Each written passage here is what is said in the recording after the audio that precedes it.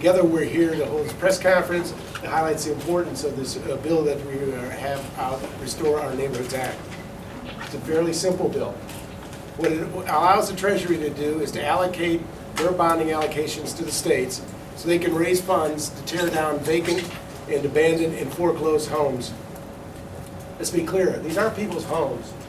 The homes are gone a while ago. These are abandoned houses, and they're an enormous economic drag on responsible homeowners and communities. This bill will protect responsible homeowners by helping increase their home values and decreasing violent crime. The change from when we introduced this last year is that we're looking at hardest hit money. Now, you know, there were hardest hit funds sent to the state of Ohio more than 2 years ago. Most of that money is still sitting in Columbus. So what we want to do is repurpose those funds so that the money can be used for demolition, which to this point has not been something that is a part of the legislation. So it's not going to cost us any more money. We just want to repurpose it. And we also want to say to states that are holding this money, some almost $6 billion worth of this money across the country, that if they don't use these funds within a 2-year period, they have to give it back. We can't allow them to continue to sit on resources that communities need. As well, we are going to issue what we are calling qualified urban demolition bonds. And those bonds would be in an amount of $4 billion. $2 billion would be dispersed amongst the states evenly.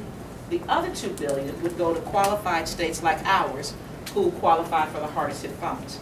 So I am more than hopeful. I actually believe that this bill is going to pass. It does not increase our debt or our deficit. It is something that is common sense, as Dave said. We've got a bipartisan coalition that I believe is going to move this legislation. Local resources and the neighborhood stabilization dollars. Over the last 6 years, we've spent $50 million just on demolition alone. $50 million.